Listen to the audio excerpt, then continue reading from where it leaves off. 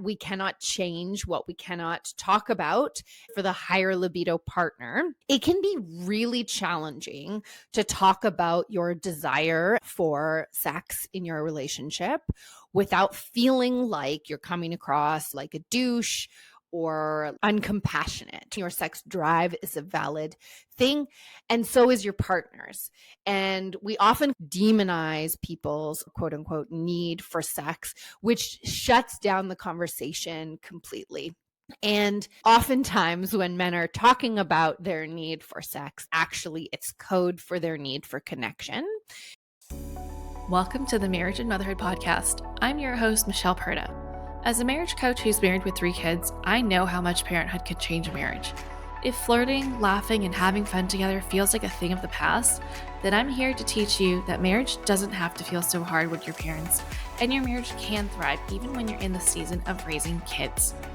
Whether you're in a good place in your marriage and you just want to continue growing together, or you're wondering if you even like your spouse anymore, this podcast has something for you.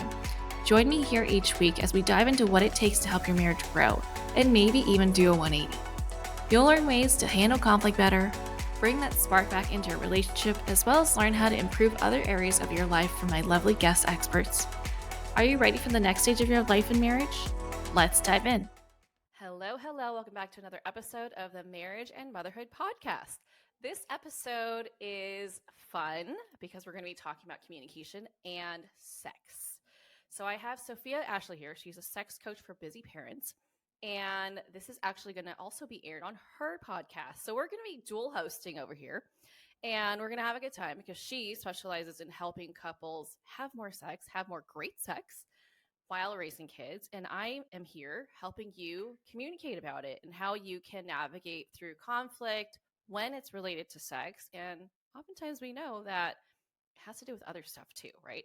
And so I'm excited to have you here, Sofia. Thank you so much for joining me, and thank you for having me on your show. Can you please introduce yourself to my listeners? Hello, everybody. So glad to be here. Yeah. And as Michelle said, we met a ways back now. We both have 3 kids. We both have steps and our own. I specialize in working with busy parents who are struggling to find the time, the drive, and the interest or the energy to keep their sex life alive after kids. I am very much an advocate for a vibrant sex life, being a part of a vibrant marriage. I am done with this idea that we can just live in a sexless marriage and be cool with it. What a vibrant sex life looks like to every couple is going to be different. And I'm here to help you create that and to help you create it over and over and over again as you go through the seasons of your relationship. So I'm really excited to have this conversation today. Yeah. Can you tell the listeners the name of your podcast? Yes. My podcast is the Sex After Kids podcast. Amazing. And for those of you who are not watching the video and you're listening to this on your podcast, she has uterus earrings right now. And I just love it. I'm like, are those bows or are those uteruses? I'm like focusing on the uteruses. They were a gift and I cherish them. Yeah. And there's a beautiful abstract vulva behind me too. So, Love it. Love it. Okay. So for those of you who are new to me and you're listening to this episode on Sofia's podcast, my name is Michelle Perda. I'm a marriage coach.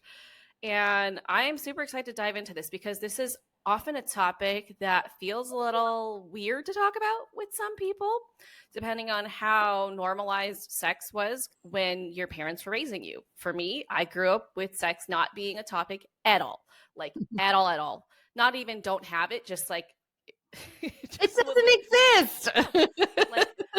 Yeah, I learned about sex through Planned Parenthood, thank goodness, but also through friends at an early age. So I know how challenging it could be to bring this up to your spouse because it could set off some triggers. Maybe you've tried and you're like, ooh, that did not give me a very good outcome. That landed us in a fight. Now they're not talking to me. Or you're like, I know I'm unhappy with this aspect of our relationship and I don't know how to bring it up because I don't want to hurt them. But also I want my needs met, and you get to have your needs met, right? And you get to have a conversation about it. So we're going to dive into so many things today, but Sophia, I'm going to let you start this off. Yeah. All right. So, welcome everybody. I am very excited for this episode of the Sex After Kids podcast. We have brought on a communications expert, a marriage coaching expert, the lovely Michelle Perta, because in my DMs, the number one struggle that I encounter, in particular from the men that I'm talking to, is that they're trying to have this conversation about their sex life, and they're either getting stuck in a loop where every time it gets brought up, the same conversation is had. Maybe the same promises are made to like do something different, or maybe you kind of just land in the same place of like not knowing how to proceed, and you just feel stuck. You're on this like merry-go-round loop of having the same conversation over and over again. Or they try to bring it up and they get complete shut down from their partner, who's just really either triggered by the conversation, like there just seems to be like a total no-go zone here. And I would say for women, certainly I felt kind of stuck in silence for a while, where there were aspects of my sex life that I wanted to talk about. And even as a sex coach, I had to pep talk myself that we cannot change what we cannot talk about. And struggling in silence was not going to get my relationship where I wanted it to be. So I think that sometimes, depending on gender, we can be struggling in different ways. And I do want to acknowledge, in particular for the higher libido partner, it can be really challenging to talk about your desire and your want for sex in your relationship without feeling like you're coming across as aggressive or like a douche or uncompassionate. And we're walking this tightrope where your desire for sex is a valid thing. Your sex drive is a valid thing, and so is your partner's. And we often demonize people's libidos, demonize people's want or quote unquote need for sex, which shuts down the conversation completely. And the reframe that I want to offer for people is that oftentimes when men are talking about their need for sex, actually it's code for their need for connection. It's the only way they know how to reach for connection sometimes. So as women, that can be immediately just a trigger. We immediately go to like, I'm feeling objectified. All you want from me is sex. You already demand so much. Why do I have to give this to you? Or all of our traumas and triggers around sex come up. And we just put up this huge wall. A wall is what creates the disconnection, right? And we're going to talk a little bit about how conflict creates connection. The number one complaint I hear is that people feel disconnected from their spouse and they want to feel more connected. And that starts with communication about the easy things and the hard things. So because I hear about this all the time, because this is like the first roadblock, we can't talk about scheduling sex. We can't talk about doing more interesting things during sex. We can't talk about changing our sex life routine if we can't have a conversation about our sex life. This needs to be the starting point for people. And my goal for you today is to have some scripts and some approaches and some ways to think about how to open up this conversation, or how to change this conversation if you've been having it for a while. All right. So with that, I think my first question to you, Michelle, is can we start with a bit of a reframe around conflict? So much of the time when we're staying silent, it's because we're preserving the peace. We don't want to rock the boat, or we are afraid of the conflict, the argument. Why do we need to change our perspective on conflict, and what can help us to do that? Yeah. So I think the biggest thing that I come across with my clients is that they often equate conflict with arguing, and it's not true. There are different ways to handle conflict, and arguing is one of those ways. Mm-hmm. It's an ineffective way, but it is probably the most common way that people deal with conflict. Conflict is simply disagreeing. That's it.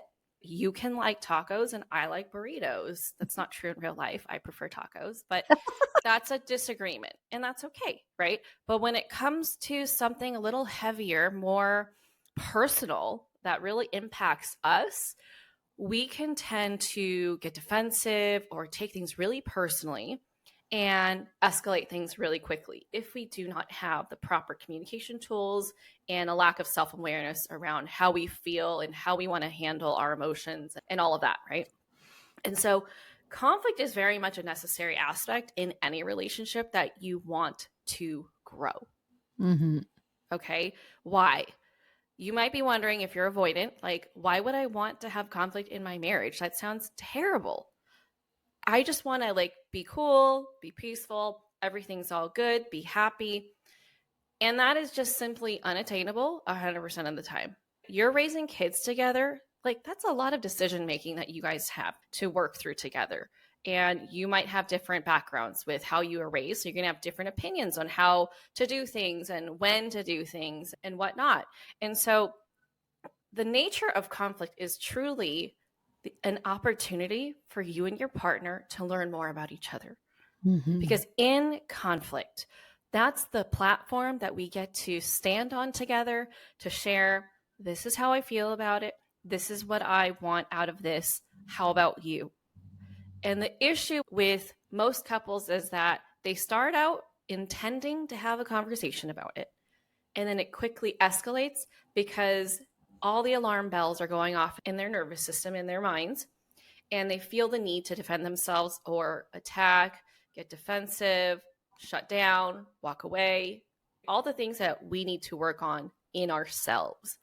And so if you have all of that and you know what to do with it, conflict can really stay a conversation where you're just two open, honest, caring, compassionate, respectful, that's a key word, individuals talking about your own experiences, your own feelings, your own goals out of the conversation, and finding where you can agree and discovering more about your partner, discovering more about yourself, and discovering more about how you can communicate better. Mm-hmm. So for my successful couples and for my marriage as well, we are constantly looking at how can we fight better? Okay, that conflict went well. High five, celebrate. What went well about it, right? So the whole like debriefing process. Or if it didn't go well, what can I take accountability for how I may have contributed to things going south? Mm-hmm. And what did I get triggered by? So it's always a learning opportunity to come back together to be more connected. If you have conflict and you are not growing closer as a result of that, you are doing it incorrectly. I love that. Well, and I love this idea, like, I think back to every hard conversation I've avoided for a really long time and then finally had. And I either got a massive sense of relief after having the conversation, especially when we did it properly, quote unquote, or I got answers. And 9 times out of 10, the conversation didn't go the way I expected because the stories I was building in my head about how the other person felt were totally off base. And especially when we've been in a long-term relationship, I think it's really easy to think we know, to make all these guesses about where our partner's at, all these assumptions about where our partner's at. And oftentimes on the other side of those conversations is the connection we're looking for, right? It is about the vulnerability of saying, these are my hopes and dreams. These are my fears. Can you hear that? And where are you at? And we talked about this a little bit last time. Like, I remember having this epiphany, like keeping the peace comes at a cost. It comes at a really huge cost of your own peace. And I think so much of the time, what we're really complaining about or what we're really struggling about with our relationship is sometimes we feel almost like dead within our relationship, or our relationship feels dead. And the reason it feels dead is because you are keeping the peace and not voicing what you need and like daring the conversation. And so like half the battle of getting to more connection is just like opening up the conversation, but doing it effectively and doing it well and learning how to step out of arguing mode and into listening mode. Absolutely. Yeah. Yeah. And when you don't, that puts a ceiling on your relationship from growing and expanding into greater depths, right? More emotional intimacy, even physical intimacy, right? Like if you don't raise those concerns that you have for wanting more connection, for wanting things to be different, it's going to stay the same. You're going to grow resentment, and that's going to feed into how you interact with each other. I was just on a coaching call with my clients yesterday, and I had to call time out, like, kid you not, 10 times during the call. Okay. Why? Because they start out the conversation really nicely with each other, and all of a sudden it seems like it just happens in like half a second. Someone hears something that they don't like, right? And they interpret it in a different way than was intended. And all of a sudden the claws come out, right? They get defensive. In her situation, she got defensive. And so I had to teach them, hey, that moment where you flip the switch, that's what you need to pay attention to. Because you're now, going back to what you said, assuming you understand what your partner meant without actually hearing it from his mouth. You heard something and you took your lens of, my dad treated me this way, my ex treated me this way, and so therefore I feel this way about myself and what I am worthy of and what I deserve and how confident I feel about myself.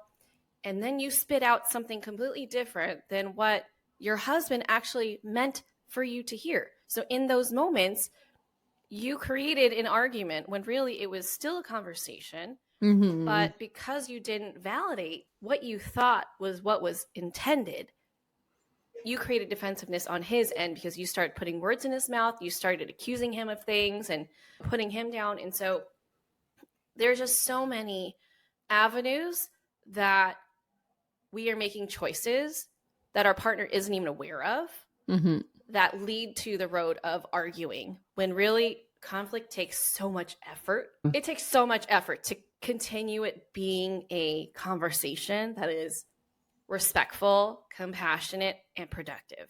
Yeah. And we can talk about some of those skills and some hacks or some ideas for people as we get into things.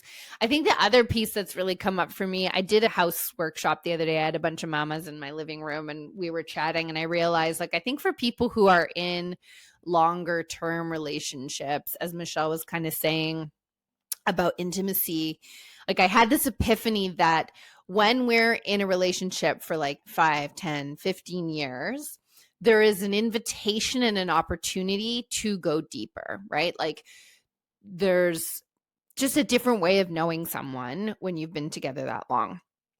And I almost feel like the epiphany was, it's actually like required of you to go deeper if you want your relationship to feel like it's thriving and alive. And I think it's because you can't, essentially it's that growth piece. It's like that evolve or die. Like, you cannot expect your relationship to stay the same for 15 years and expect it to feel fulfilling, exciting, and different, right? Like, it's got to grow with you. And I think sometimes maybe the challenge we feel is like when one person isn't necessarily interested in growing too much and someone else is evolving a lot.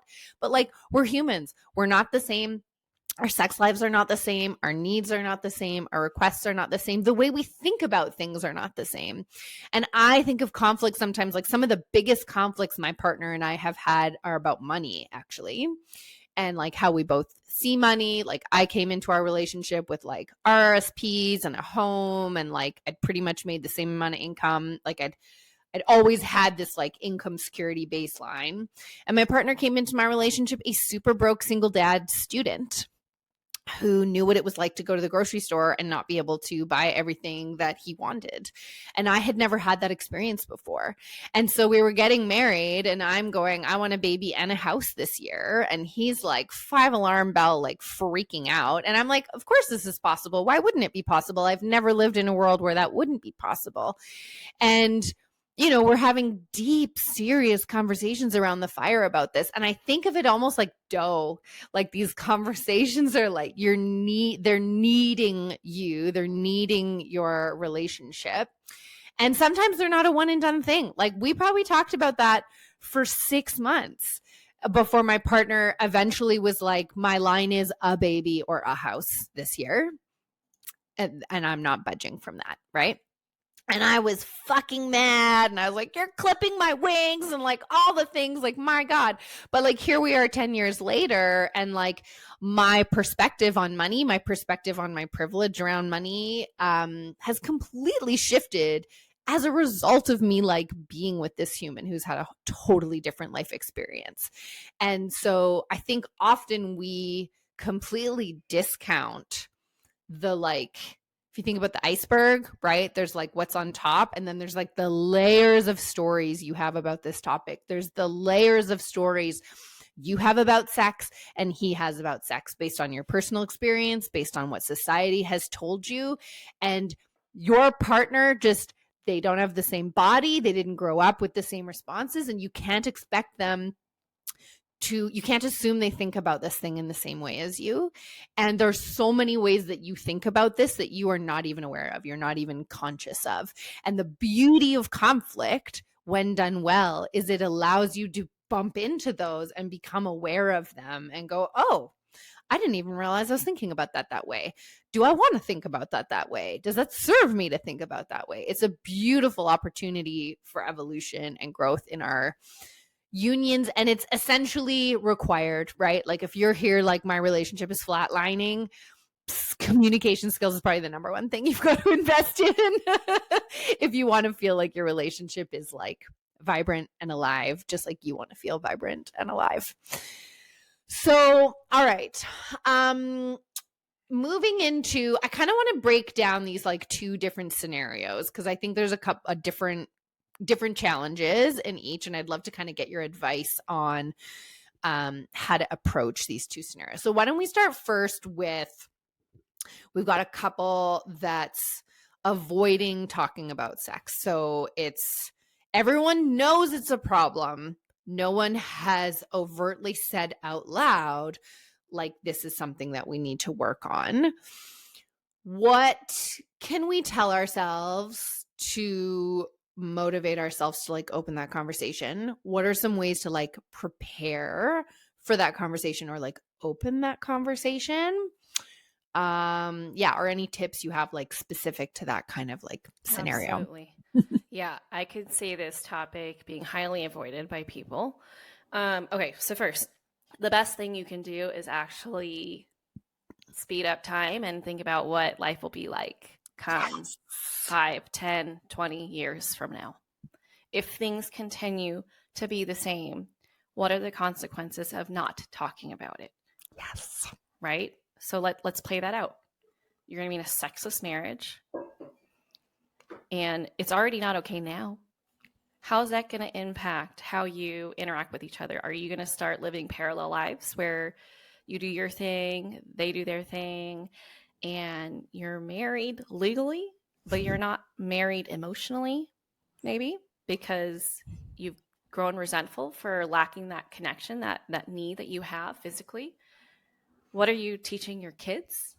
Like, obviously, they don't need to know when you're having sex, but when you do have an active sex life with your partner, it is very apparent that you are more connected with each other. You're more in sync. You are more playful with each other. And there's just this like unseverable connection that you share together. And I know for moms, it's really easy to be like, I'll be okay. You know, once the kids move out, we'll have more time and maybe we can talk about it then. Or maybe we'll hire a sex coach and talk about it then. But for now, you know, life is just so busy and the focus should be on the kids. Understandable. Like, we are born to put the kids first biologically. Is that the right decision for us? I would say no, because I agree. we're their example, right? Mm-hmm. We're their example of what life is going to look like or could potentially look like and what it, quote unquote, should be like, because we're their first blueprint for how relationships work. So what kind of relationship do you want for your kids to have? Like, what do you want for them to have? Well, and what are you playing out because of what you saw in your house? Were your parents Exactly. physically intimate in front of you? Did they kiss? Did they flirt? Did they touch each other? Or did they barely touch? And is that led to what you think is a healthy relationship, or like your bar for what good looks Right. like?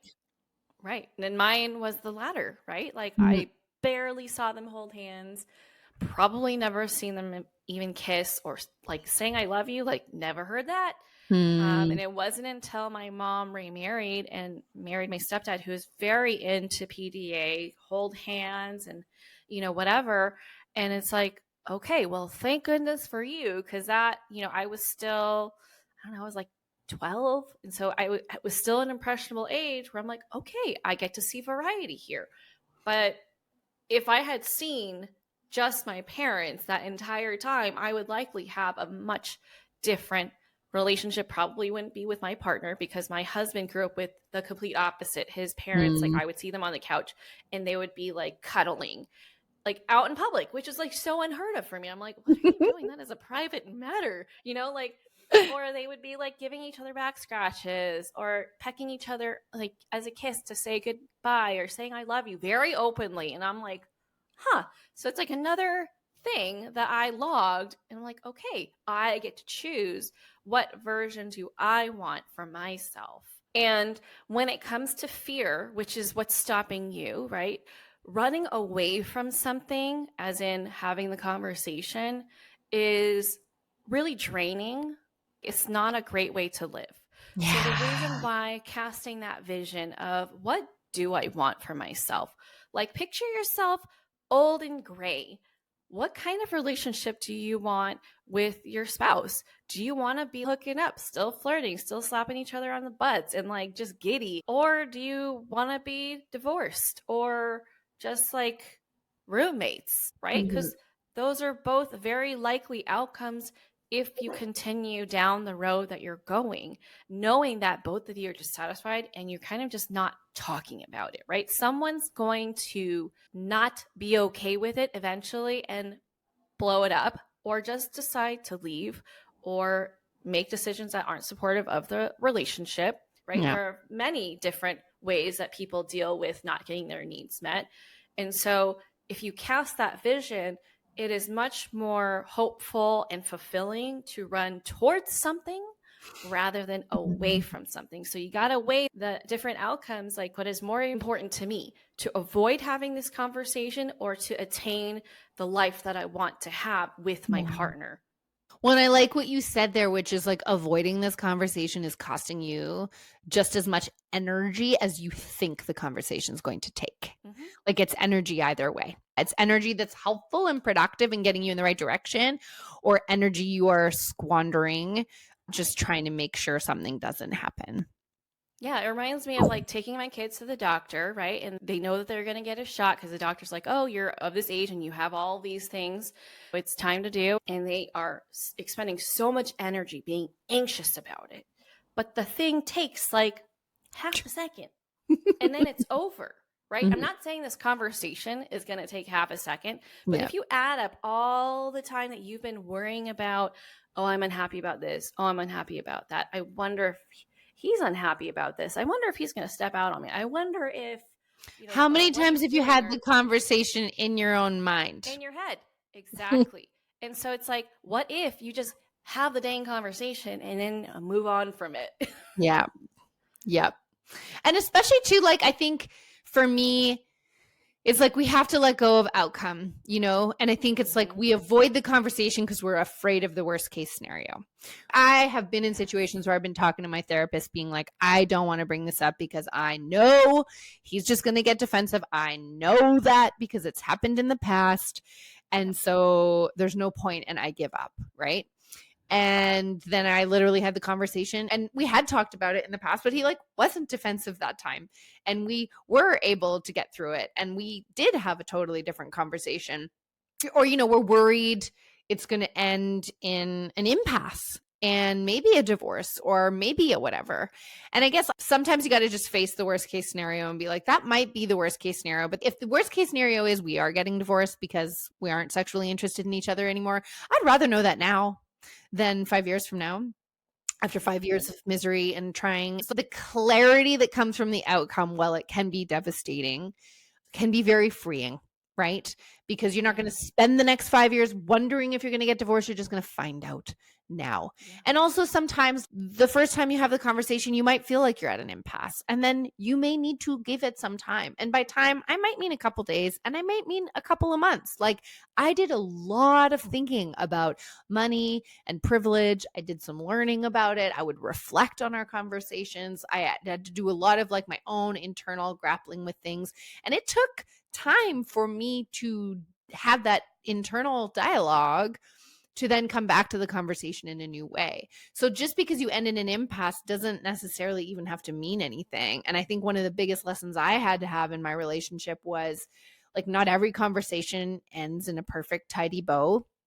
I need to learn how to like step into conflict and then step out of it and like still live my day-to-day life with you in a fair amount of joy, knowing we have this big conversation that's unfolding between us, and to not expect just a one and done on something like this, because we're crafting a vision for what we want to build together. And that means I have to think about what I want and what I want to build, and you have to think about what you want and what you want to build. And then we have to see where we're common and where we're different. And then we got to bridge the gap and decide what we're going to do about that. And that's not something you like map out in a 1 hour conversation. No. And especially when you have kids, right? Like, when do you most often have conversations? When you're tired as hell. Yeah. After the kids are in bed, which is like not the best time to talk, right? All your energy's gone, you're tired, so you're not feeling the happiest, you're not feeling the calmest, you are drained. And so anything that you hear that isn't what you wanted to hear is going to trigger you because you're not at your best. And so as parents, we do need to get more accustomed to having conversations in phases, right? Like you said, it's not a one and done unless you are taking a weekend away and you have support and you can drop the kids off and you go have a staycation somewhere where the sole purpose is just to reconnect and get on the same page with some things or getting some clarity around certain topics with each other. I love that you shared your example with your conversation about the house and the kids over a span of 6 months. It does take time. Those are both very big decisions to make, and people process things differently. And I think a lot of times women, we are overthinkers, right? We just care about other people a lot. And so we're always taking other people into consideration, which is what causes this overthinking that we do. And we have to remember that just because things didn't work out the way we wanted it to, that the conversation is staying stuck in that moment. It's not a pause, unpause kind of situation. It's a, okay, let's part ways when it comes to this conversation. I'm going to continue processing, living life.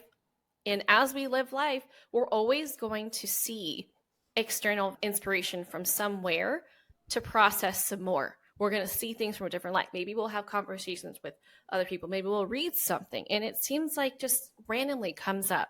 It's like, oh, I never thought about it that way.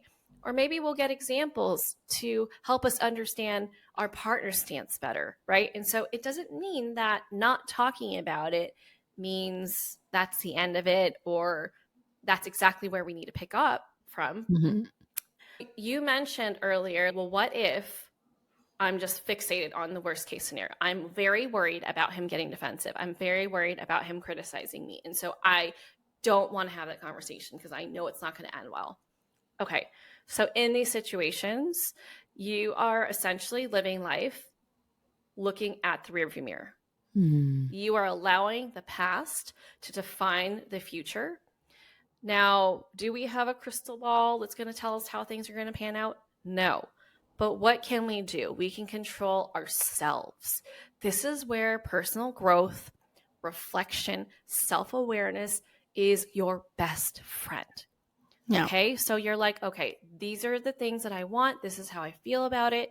You get good at sharing your piece of things. How can you share it in a way that he can listen to it and not feel like you're attacking him and that you're truly just sharing, right? Yeah. So get that piece all squared up. Secondly, you can prepare yourself for the multiple worst case scenarios that you can think of. Well, what if he responds to it this way? Cool. What if? What will you do if he does that? How are you going to respond? So don't wait and just respond like how you would have in the past and react, right? Reacting is what we want to work towards avoiding. Can you be 100% about it? Absolutely not, because we're not always feeling our best, right? But if we can prepare ourselves to know what we're going to say or how we're going to support ourselves, whether it's like, I'm feeling overwhelmed right now by how we're talking to each other. I think I need a break from this conversation. I don't want to say anything I regret, or I don't want to end up shutting down. I love you.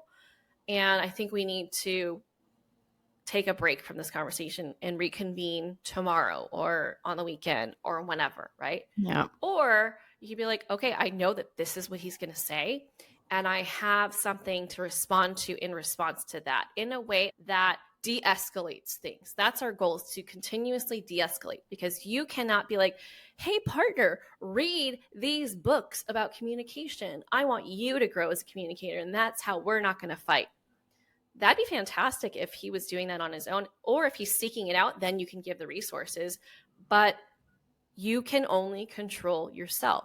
So how can you tailor your responses so that you don't contribute to it becoming an argument, right? An argument takes two people. If he's the one that keeps putting fuel in the fire and you are there with an extinguisher, it's not going to turn into an argument. Mm-hmm. But if you're also fanning the flames while he's adding gasoline, then yeah, you're going to end up in a really nasty argument. So you have a lot more influence over the outcome than you think. Yeah. It's the whole like, oh my gosh, I don't know what I'm going to do with myself if this happens. Let's play that out. What will you do with yourself if that happens? Worst case scenario, best case scenario. So I was doing some nonviolent communication training a while back. And one of the biggest takeaways from that was like, the more I have something on my heart that I want to share, the more I actually have to go into the conversation listening first. So I have to open the topic, be like, I want to have a conversation about our sex life. But then actually, before I even share my whole bag of shit, I'm so tempted to slam on the table. I almost need to be like, what are your thoughts and feelings, right? Because half the time, if I open meaningful listening to my partner, I'm going to hear shit that totally changes what I was about to slam on the table. And so it's frustrating as fuck and it sucks, but we have to learn to like zip the mouth and listen first in a way, and almost double down on that the more like potent what we want to share feels. And one of the number one skills that anybody can work on, and I'm still actively working on it all the time. And I will say, like, when my husband took de-escalation training because he became a park ranger, which is essentially a peace officer, our conversations materially changed because he did training on this key skill, and then he had to practice it in 50 conversations a day. And the key skill is to paraphrase back to your partner what you think you heard and to validate their experience, which does not mean you agree with it. It's just to say, what I'm hearing you say is, you feel a lot of pressure anytime I bring up this conversation, and it makes you want to avoid it.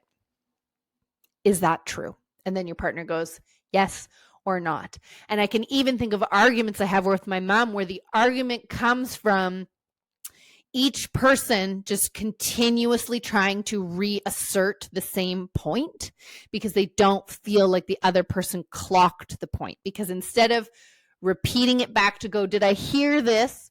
Here's my counter argument. You just skip to the counter argument. And so I'm like, you didn't even hear what I said in the first place. And maybe you did, but you didn't verbalize it back to me. And so then it's just two people arguing about like ramming their perspective down the other people's throat. So when we pause and just repeat back, you will change the game on your conversation, and you will, as a natural byproduct, hear more about what your partner's experience is, and it will naturally change how you're approaching the conflict.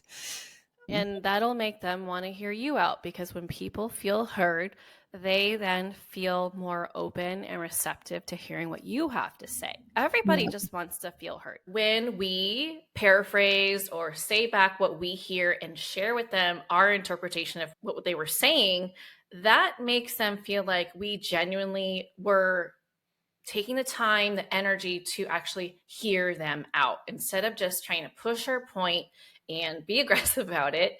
They feel like we're validating and acknowledging what they're saying. And that makes them more open and receptive to hearing what you have to say. So it's kind of like one of those situations where you have to give before you get.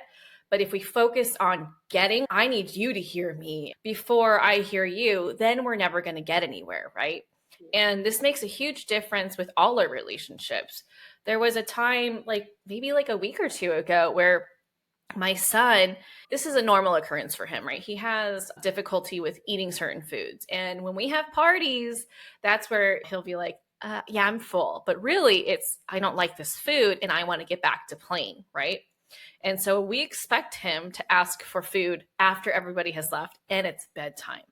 And so I told him when he first tried to leave, I was like, okay, this is what's going to be waiting for you when you're hungry at the end of the night. He's like, okay. So at the end of the night, he's like, I don't want that. I don't like my options. I'm hungry. And I was like, you know, that's what we agreed on. So that's what you have.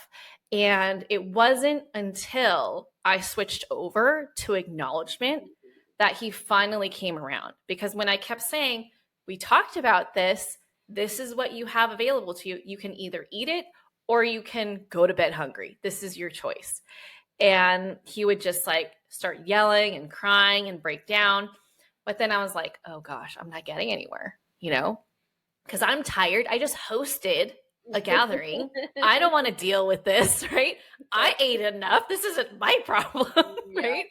And so I was like, you don't like your choices. Yeah, I don't think it's fair. I get that. And this is what's available for you. You don't have to eat it. We are not making you eat it, okay? Just so you know, we are not making you eat this. However, if you choose to eat, this is what's available for you. But I want other choices. I know, it sounds unfair, doesn't it? He's like, yeah. And he's like, okay, well, you go downstairs with me.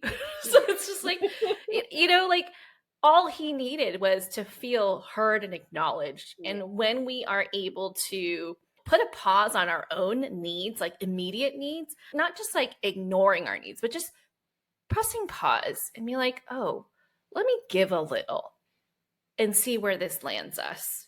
That makes a really big difference, especially with something as sensitive as the sex talk, right? And that's what I was just going to say. It's like the more intense it feels and like the more emotions behind your need to be heard, you know, we're just not having sex enough. I'm not feeling connected to you. I'm feeling lonely. I'm not feeling attractive, whatever.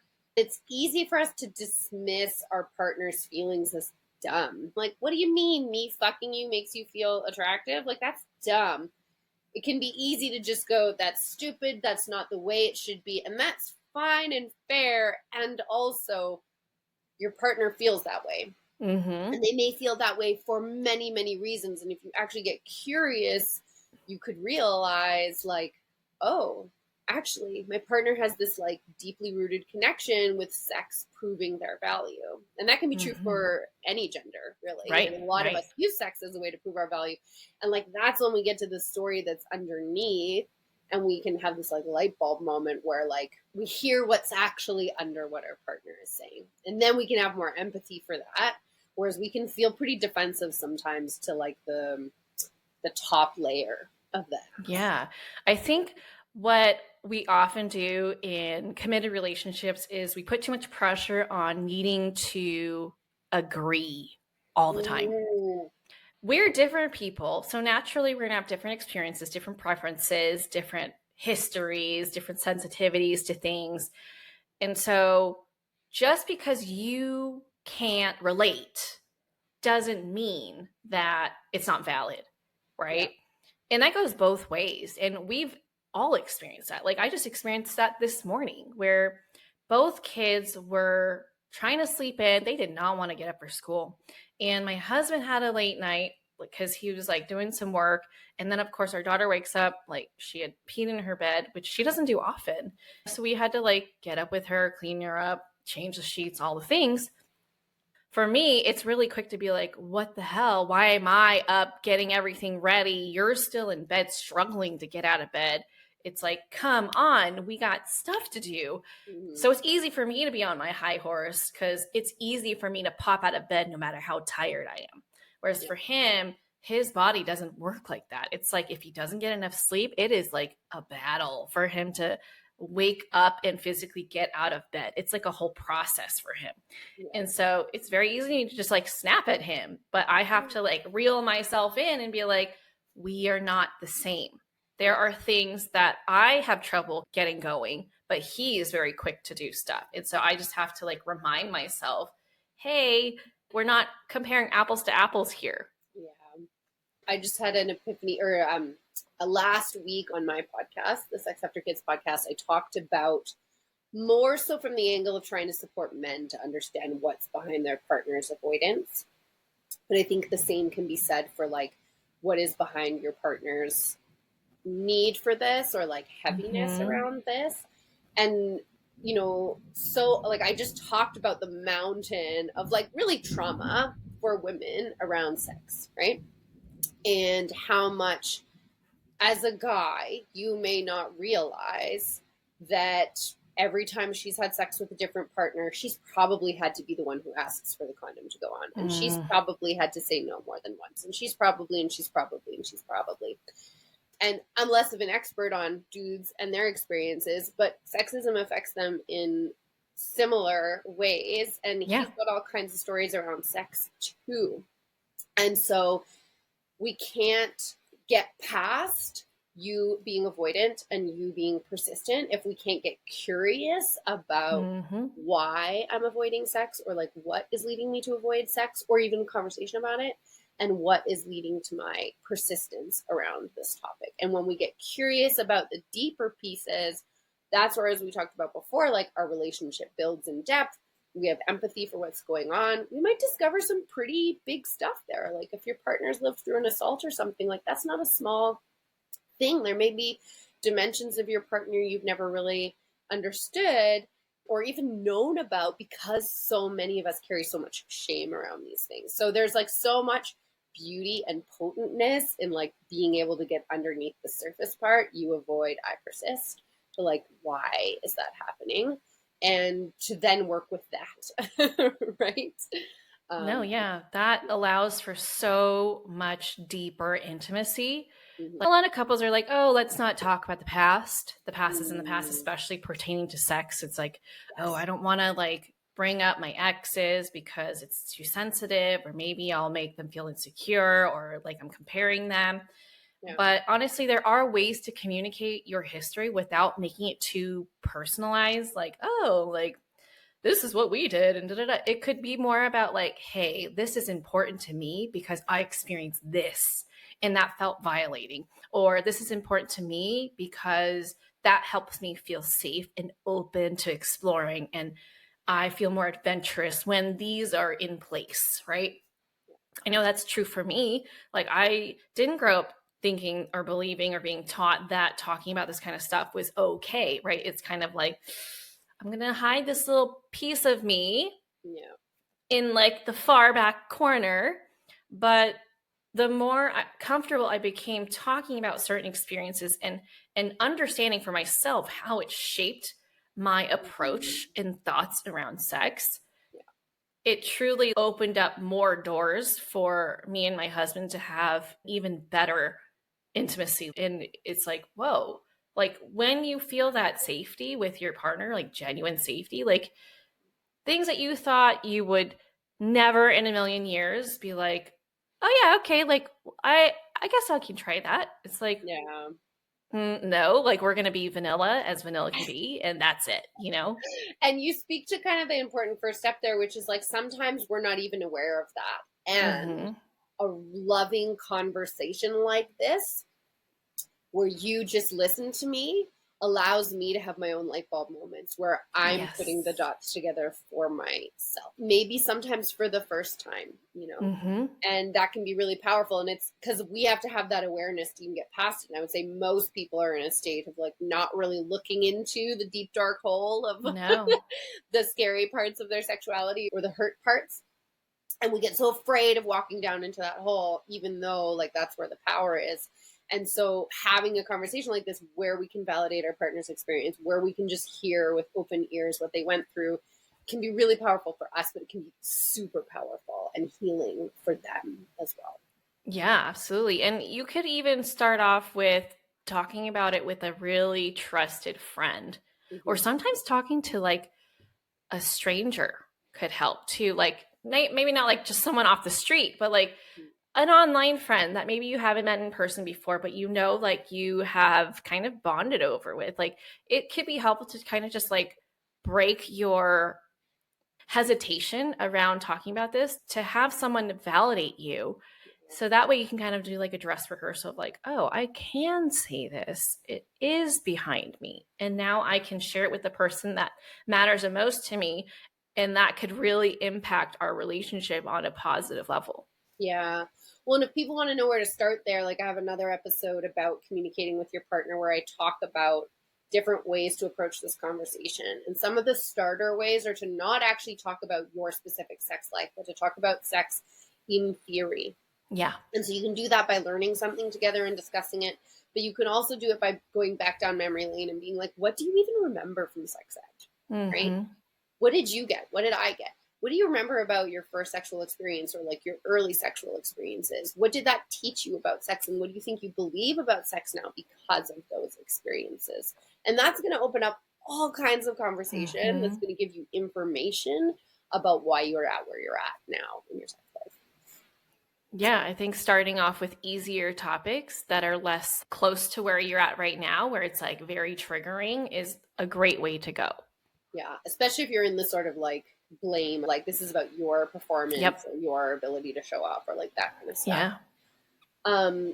Awesome. Hopefully people have like tons of motivation now for like why this conversation is so important and why daring to get brave enough to be this vulnerable can have a lot of really positive impacts on your relationship and actually give you some of the things you're looking for, which is like really that deep sense of connection and like love and feeling seen and heard and all that stuff. And I want to kind of jump to the reason I wanted to bring you on was to talk through how we can approach these two different situations. So situation one being neither of us is bringing up this topic. We both know it's an issue, but no one has broached it. And the other situation is we have had this conversation 5 million times. It always ends the same way. And I'm terrified of bringing it up again because I don't know how to have it a different way. So I'm wondering if you can walk us through some different things to keep in mind, some different scripts or some different approaches to being in either of these situations. And maybe we'll start with the kind of stuck in silence couple. Yeah. Who's not talking about this. Yeah. Where should we start? Well, start by giving yourself compassion, right? You're not talking about it because you're afraid. You're afraid of what might happen. You're afraid of how it might make them feel, how you're going to feel. And so I get that. And you should honor that, right? You are trying to protect yourself. With that said, you deserve more. Okay. And until the topic gets brought up, what you're experiencing right now will only continue to be the same. When we have tough conversations to bring up, sex or not sex, doesn't even matter. We tend to phrase it in a negative light, like what we don't like, right? And that's why we often experience not so great conversations, because it comes off as criticism and it comes off as pointing out failure. And of course, the other person that's on the receiving end is going to get defensive or bring up things to criticize you back and mirror what you're saying to protect themselves.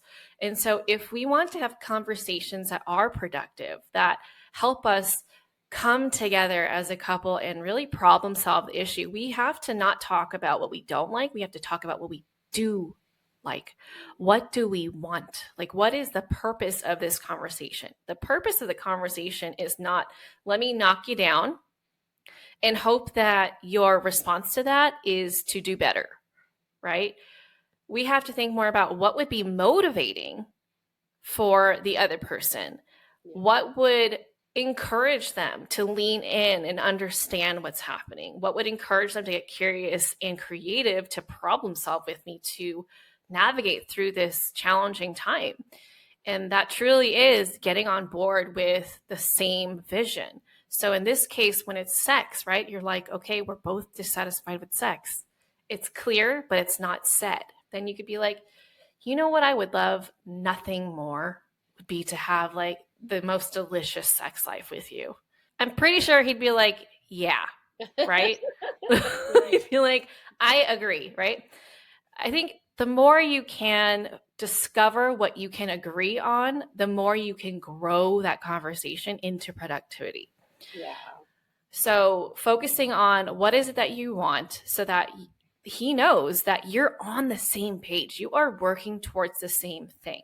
You could say, you know, I can admit that I have not been the most receptive or the easiest to get going. And sometimes maybe some of the things I've been doing can come off as rejection. And I fully own that. And I'm really sorry for the part that I played in contributing to where our sex life is at. This is so helpful to help your partner open up and be willing to continue engaging in the conversation. Why? Because instead of pointing the finger, you're taking ownership. And what this does is it sets the tone for the conversation.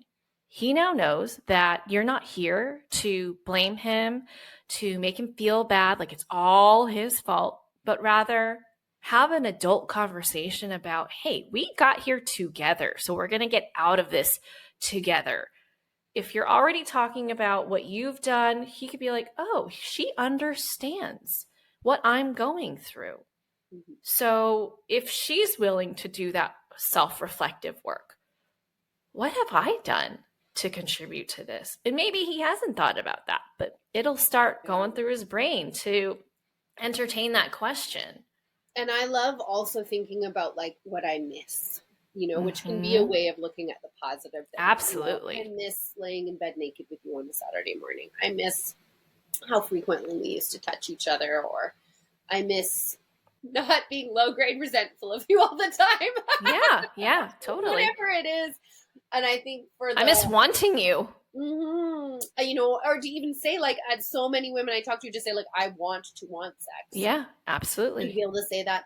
And I think I've for said guys that too, it can be like, I'm sorry, or I know that like I've created a lot of pressure around this topic. Yeah. And that's not what I want. I want us to be having easy, fun, flirty sex in ways that feel good for both of us. Yep. Which doesn't feel great for either of us when you're forcing yourself or having duty sex or whatever.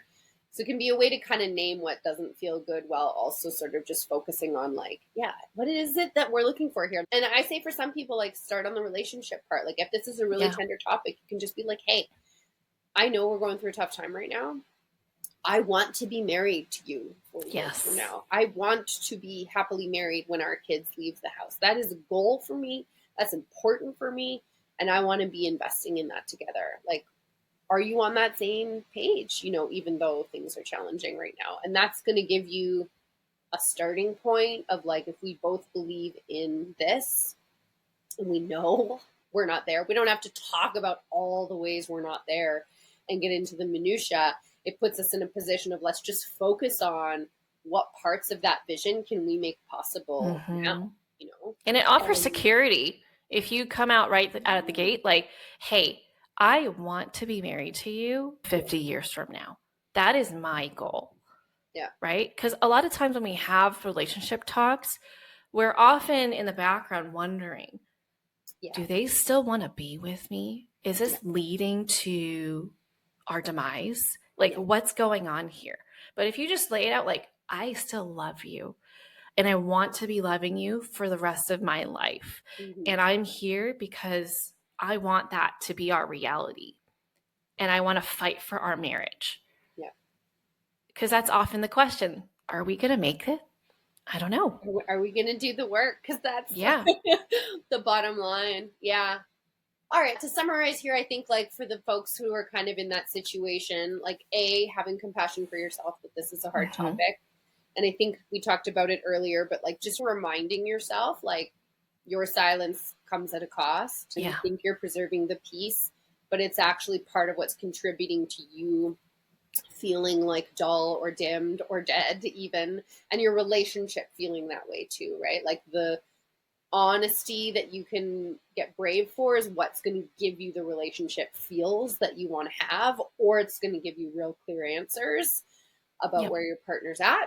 And neither of those things is a bad thing, right? Like, I would like to know now if my partner's not willing to put in any effort to preserve our relationship, rather than like suffer in silence for 5 years and find out then he was never really going to do the work. Or I'd like to know today that like we both really care and we're both willing to put the work in, and to find out what capacity there is for work now, and knowing like we're just going to keep coming back to this conversation over and over and over, like all the conversations in our marriage, and create a marriage and a life and a relationship that we're proud of together. And then, like start with really broad, either talking about your relationship or like sex in general, and stay focused on what you want more of and what you really enjoy or what you miss from like golden age of your relationship. And those are really good starting points that will hopefully help you avoid the spiral into the blame game and into both of you being really focused on the negative and what's not working. And I want you to pay attention to what phrases Sophia started out those conversations with, because those are great ways to start out light conversation. We often equate tough conversations with heaviness. Oh gosh, this is going to feel so hard. But when we focus on, you know what I missed? Like that could be a really light way to get into a conversation, instead of like, there you go again, not holding my hand, or I wish you would do that to me. I wish you cared about me as much as you care about your cat. You know, like that's very heavy and comes with so much baggage and just assumptions. Whereas it's like, if you are very clear on what you miss, what you want more of, and what was the other one you said? Well, what I like. Yeah. What I like. Yeah. Like, okay, awesome. You know, like I'm having a flashback to a little conversation where we were having a lot of heaviness around childcare and ages, and we've got a neurospicy kid in my house, and this might have been one of the summers my husband was park ranger. So he's away a lot, and then when he is home he's exhausted because he's working shifts. And I actually made 3 lists.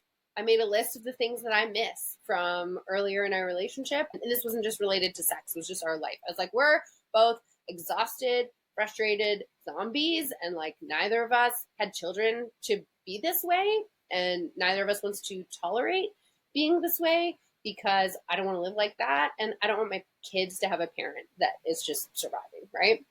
And we just sat on the porch and went through that list, and I asked him the same things, and it totally put us into a mindset of like, okay, what can we do? And then another thing you can do is to brainstorm 100 ways. And they can be as insane, but that's where I was like, oh, okay, if I just get childcare every Sunday for 2 hours, then if he's napping and he can't give me a break, it doesn't matter, because a break is coming for me no matter what. And that is doable, possible, manageable.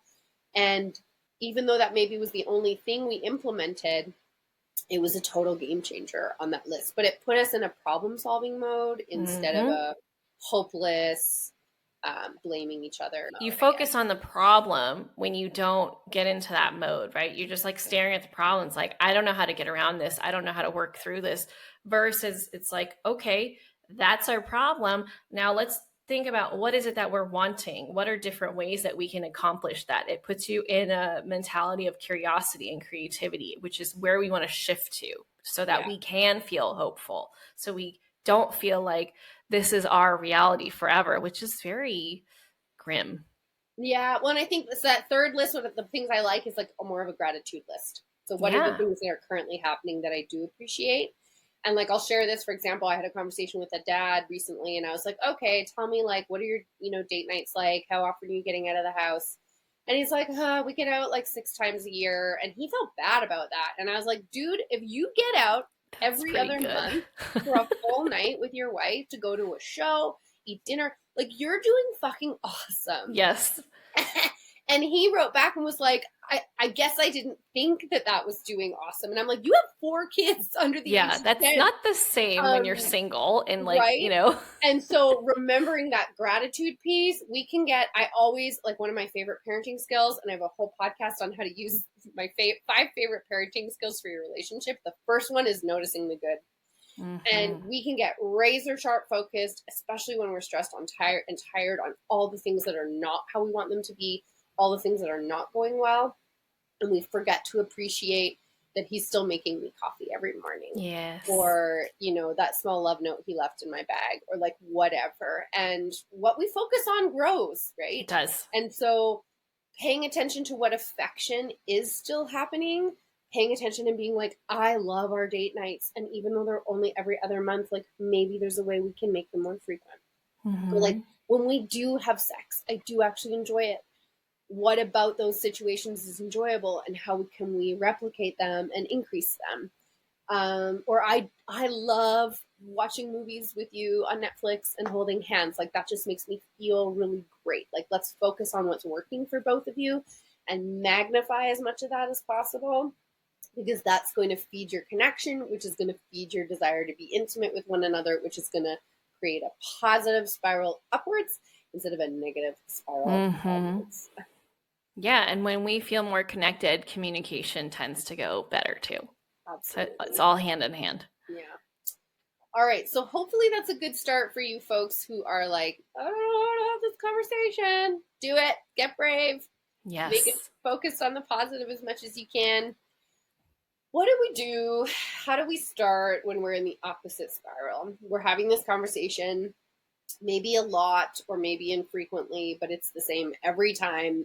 People get defensive, people blow up, or we're at the point where like one person is just like, I don't fucking want to talk about this anymore. Yeah. But it's still not fixed. What do we do? Yeah. So first of all, I would pay attention to when you're bringing it up. Is it in the heat of the moment? Yeah. If it is, stop doing that. Okay. We never want to have, I shouldn't say never.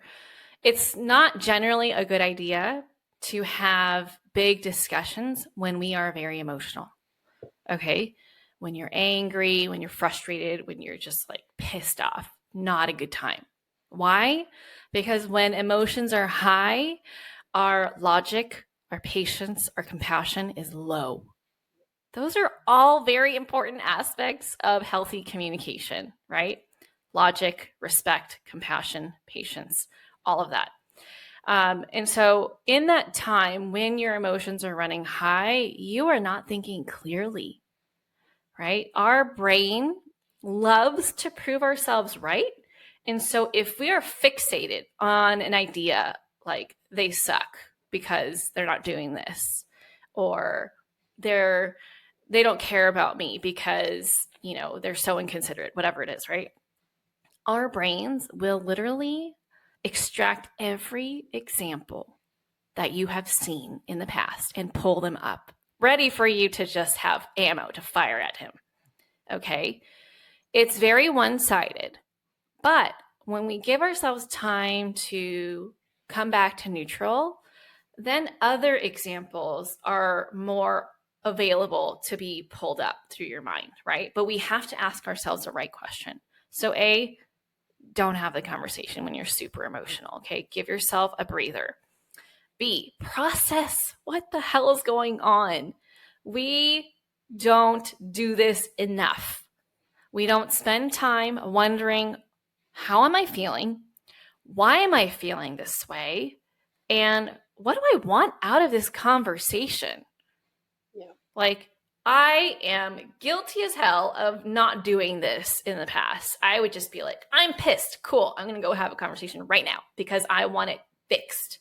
I want to go back to normal, not realizing that I was doing more harm than good for the relationship.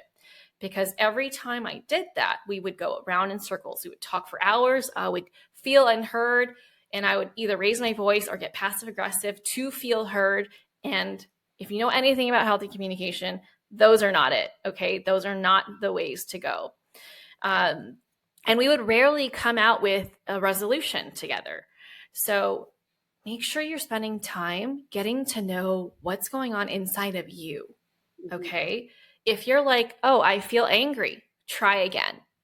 Okay. Because anger is a surface level emotion, and it's disguising something else. So look at anger as like the older sister, the protective older sister, or the mama bear of another underlying emotion, whether it's sadness, loneliness, feeling unsupported, any of those. Okay. And there's more, but when you figure out what that is and understanding, okay, well, why did that situation end up with me feeling this way? What is it about this particular situation? Is it because, it's reminding me of my childhood? Is it because it's reminding me of my ex? Is it because I'm hungry? Is it because I'm about to get my period and really I'm just more sensitive in general? And this is something that's been coming up a lot, but right now it bothers me a lot. And it's like, it just seems a lot heavier, but I still need to have this conversation, right? Whatever it is, figure that part out and figure out, okay, well, what do I want out of this, right? Don't just hand your partner a big, hot, steaming plate of shit and be like, eat it. Fix it. Yeah. Yeah, and fix it, right? Well, you have to have a general idea. If you need to see a counselor to help you process this, like these bigger things, these recurring things, it's not like they're going to go away tomorrow. No. And I would argue, if your partner's in a like complete shutdown state about this conversation, it depends on how frequently you've been trying to bring it up. But if it's been coming up pretty frequently and your partner has given you the like, this is the way it is, I'm not talking about this anymore, I would say you might be in a place where you need to just pause the conversation. Yeah, give it a break. Too much. There is too much pressure around it. You need to like just commit to yourself that you are going to like shut up about this for 30, 60, 90 days, like make it a personal challenge. And if that feels really hard, give yourself another space to talk about this.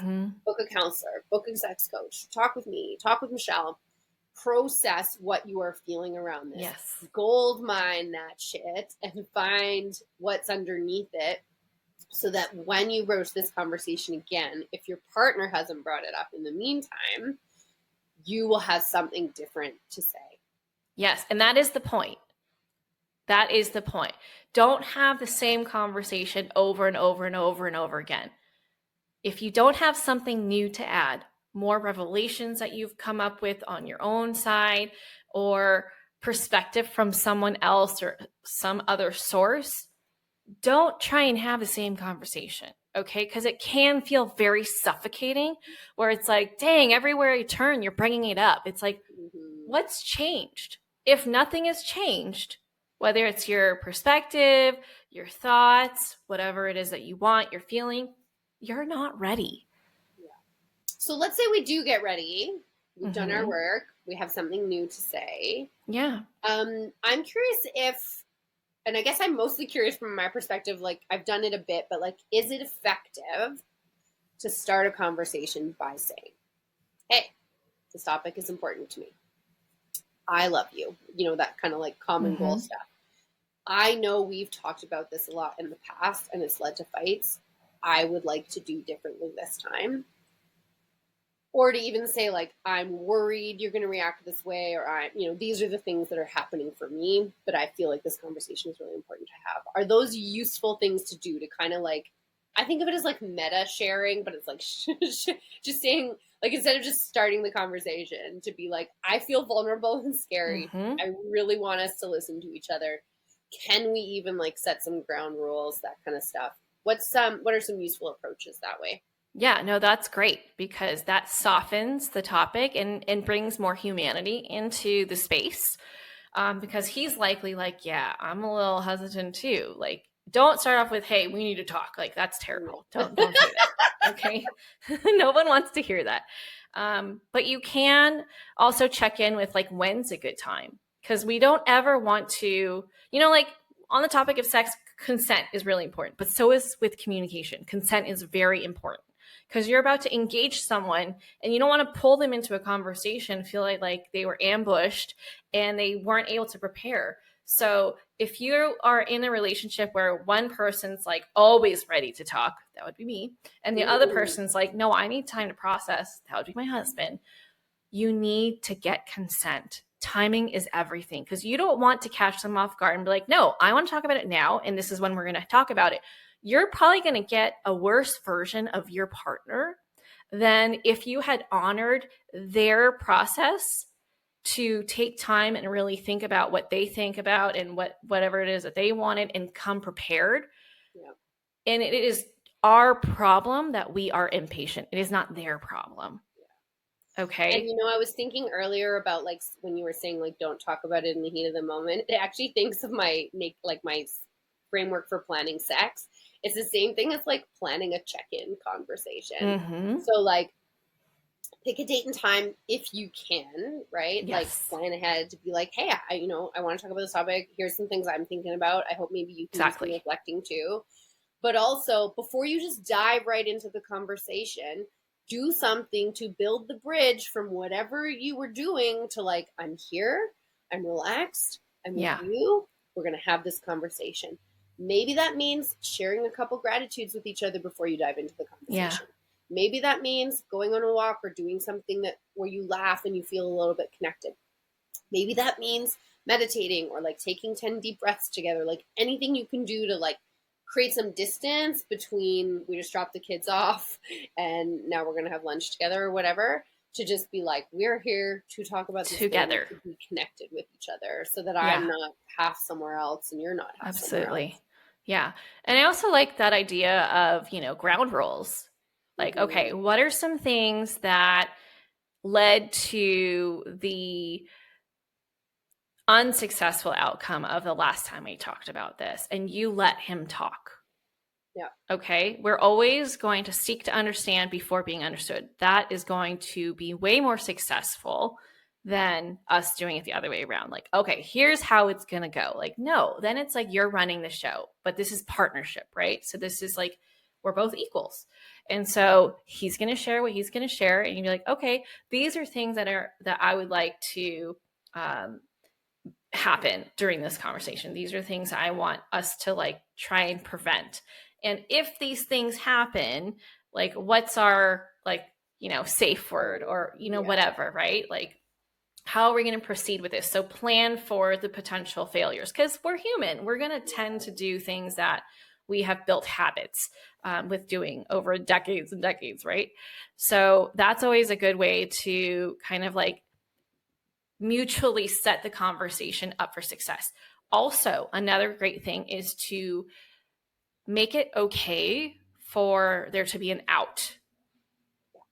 Because you don't ever want to trap someone in a conversation. That doesn't feel really good, especially if they have shown that they shut down or get overwhelmed or want to walk away. We want them to know that if they get to that point where they need to take a break, that it is okay and you're going to honor that. Yeah. Because this is like, you got to think of this as like the long game, right? This is not a one conversation kind of thing. It's like we have to finish it or else like time's up. It's like, no, we got to think about the general health of the relationship. And if you want to respect and love your partner in the way that they want to be, that's a big part of it. Well, and if we're listening truly, right, like some basic ground rules are like, we're going to promise to try to paraphrase, and like even writing these down as reminders to go, oh, hey, you didn't paraphrase, right? We're going to promise to try to paraphrase or repeat back. We're going to promise to try to stay focused on the positive. We're going to promise to try to stay focused on like the solutions instead of like where we're victims or whatever. Those can be 3 just like intentions for the conversation. But also like you might hear some hard shit about your partner's past experiences, or you might hear some things that like, and again, you and I have had this conversation so many times. Like which iteration did I mention it? But like, you have to let sometimes what your partner says affect you. Yes. Right. It might like, it's like taking glasses off, but sometimes it's like ripping you out of a current perspective. It's going to work you a bit. And so sometimes you just have to like listen and be like, I can't respond yet to what you've said. I hear it. Here's me paraphrasing. I need to go digest this now. Yes. And just let it sit in my brain for a little while and allow it to work me before I can fully respond. and giving each other time on these bigger things. And like I talked about at the beginning, before we got married, I was like, baby and new house, like within the first year. And my husband was like, no, you can have one or the other. And this came from like very deeply rooted different experiences around money and perspectives around money. And I wanted to feel super judgmental about his view around money. I wanted to be right, like all the things. And I had to let his way of viewing the world be okay and like sit with me and allow it to like shift my understanding of the world for us to come to a solution that felt good. And this is probably a conversation we had over 6 months. Like, Yeah. it took a while. So we have It's to give it room difficult. sometimes. Yeah. It's difficult to get feedback about yourself that you either weren't expecting or you already think about yourself and you have someone else, the person you love, saying it, right? Or even just a new perspective on the world from somebody else's lived Yeah. experience that you just like didn't think was possible. Yeah, And especially if you're it like, oh, challenges who we think we are, right? If Yeah. we're like, oh, I am a kind, considerate person, and then now you're having this part of you exposed, you're like, that's not aligned with how I think of myself. What does that mean about me? And so, yeah, it can be jarring, and we do need to give ourselves space to process that. This is easier said than done, okay? But like, try not to react and just like kind of be like, oh, that was hard to hear. I'm going to need a second. Because my natural inclination is like to start crying. But that doesn't mean that I can't continue the conversation. That's just like a surge of emotions going on. And I'm like, I need to take a break. Either I need to leave the room for a short bit and I will communicate that I'm going to come back when I'm ready. But like sometimes things just hit you intensely. But the beautiful thing is that as long as we're focused on why are we having this conversation, Yeah. we can cut through our pride trying to overreact to the situation and see it for what it is. It's like, okay, I didn't particularly like hearing that about myself, but what is my partner saying? Yeah. Are they saying that they need to feel more wanted? Are they saying that they want me to initiate more? Like, what is it? If I could just get over myself and really filter what he's saying, that is valuable information there. Yeah, and I think what you're speaking to is like in particular defensiveness. Like if we want to respond with anger to anything our partner says, the more we can learn to shift that to go, this is making me feel uncomfortable. And I want to react with anger because it's making me feel uncomfortable. If you can just hit the pause button there and be like, what you said made me feel very uncomfortable. Whatever it is, you know, like you're more open about sex or you want to explore more adventurous things or whatever. And I think the other piece is, and my gosh, we'd have to do a whole other episode on nonviolent communication, but it's like people can be like, I have a need for us to have sex 4 times a week. And you're like, but that's not really the need, right? Like the need underneath that is a need for connection. Yeah. And so when you identify the real need, and this is what takes work and practice and training, you can get infinitely more creative about solutions, right? And in NVC or nonviolent communication, we talk about how most of the time people are often arguing about strategies to meet a need instead of focusing on the need itself. Because when we focus on the need itself, like, of course I can agree with you that you have a need to feel connected. Yeah. But I may disagree that having sex 4 times a week is a strategy for achieving that. And so focusing on what's underneath helps us to be like, okay, what other things make you feel connected? What other things make you feel attractive? What other things make you feel like I want you? Like so often I just hear from men, like they feel like they're here with a very utilitarian purpose. Like we don't value them as a person beyond their ability to provide money and fix things around the home. Yeah. And that's a very real thing. Like it means it is. Feel seen beyond their role, and arguably women feel the same, just in the other way. And so much of this is just like, do you see me as a person, as a human? And how do we do that? Well, sex is one way to do that, but there's lots of other ways to do that. Anyways, do you have any final tips, suggestions that oh my gosh, you really want to make sure people hear? Yeah, I think what I want to leave you with is more encouragement. You deserve so much. And we want nothing but for you to have the most fulfilling relationship, fulfilling life, whatever that looks like for you. And I want you to start stepping up for yourself. Not only is it just like your one life, but you have eyes watching, and you want to make sure that they have the same, right? You want them to have a fulfilling life, a fulfilling relationship in their future. And you are setting the example, just like how your parents set the example for you that you are now trying to work through and like work around and learn from.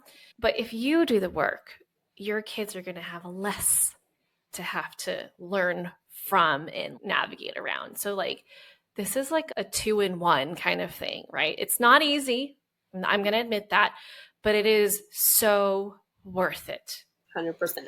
Yeah. It's about taking risks in all the parts of our life. I mean, my husband and I, we take big risks career-wise because we're not willing to like stagnate in jobs we hate just to pay the bills for our kids. And does that lead to a lot of uncertainty and like constant change in our home? Like, yeah, but we're just like, we've got this one life. We're constantly experimenting to make things better. Yeah. And that's your career, that's your marriage, that's your sex life, that's your parenting. It's all of it. Awesome. Thank you so much, Michelle, for joining us. This has been an amazing combo. So many useful things. Can you let people know where they can find you? Yeah. So you could find me on my podcast, the Marriage and Motherhood Podcast. You can also find me on Instagram at Michelle Perda Coaching and over on Threads as well. And for those who are new to you, how can people connect with you, Sophia? Yeah. So people can find me over at the Sex After Kids podcast. Instagram, I'm at thehappyvproject or at thehappyvaginaproject.com. Love it. Thank you so much for tuning in. I hope that you got so much out of this episode because it was a juicy one. And if you know someone that could benefit from listening to this episode, please share it. Okay? We want everyone to have really fulfilling, delicious sex lives. And if you love the show, please leave a review on Apple Podcasts or Spotify, wherever you listen. And I'll catch you back here on the next episode. Bye. That's it for this episode. I hope you enjoyed it as much as I enjoyed making it. If you did, please send me a message over on Instagram at Michelle Perda Coaching to let me know what you loved most about it. Hearing from my listeners is my absolute favorite.